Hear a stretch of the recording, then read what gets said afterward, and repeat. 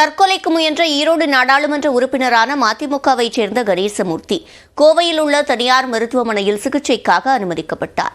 மதிமுக பொதுச் செயலாளர் வைகோ மருத்துவமனைக்கு நேரில் சென்று கணேசமூர்த்தியின் உடல்நிலை குறித்து மருத்துவர்களிடம் கேட்டறிந்தார்.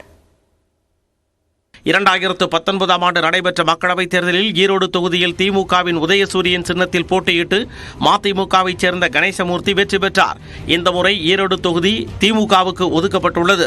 இந்நிலையில் 76 வயதான கணேசமூர்த்தி ஒரு வாரமாக மன அழுத்தத்தில் இருந்ததாக கூறப்படுகிறது. இந்த நிலையில் தென்னை மரத்திற்கு போடும் பூச்சிக்கொல்லி மருந்தை கரைத்து குடித்து தற்கொலைக்கு முயன்றதாக தெரிகிறது.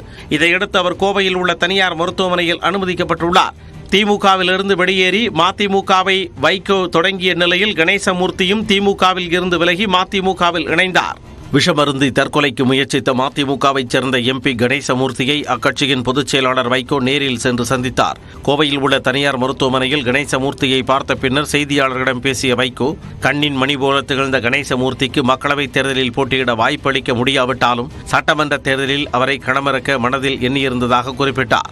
மேலும் அனுபவம் வாய்ந்த மருத்துவர்களின் தீவிர கண்காணிப்பில் கணேசமூர்த்தி மீண்டும் முழு ஆரோக்கியத்துடன் வருவார் என்றும் வைகோ நம்பிக்கை தெரிவித்தார். 50-50 சான்ஸ்ங்கிற மாதிரி சொல்லிட்டு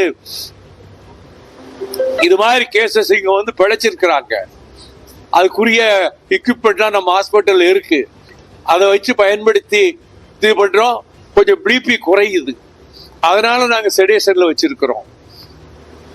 அதனால நம்பிக்கையோட இருப்போம் அப்படின்னு டாக்டர்ஸ் மகன்கிட்டையும் என்கிட்டையும் சொன்னாங்க. இதேபோல் மருத்துவமனையில் கணேசமூர்த்தியின் உடல்நிலையை கேட்டறிந்த துரை வைகோவும் விரைவில் அவர் நலம் பெறுவார் என குறிப்பிட்டார்.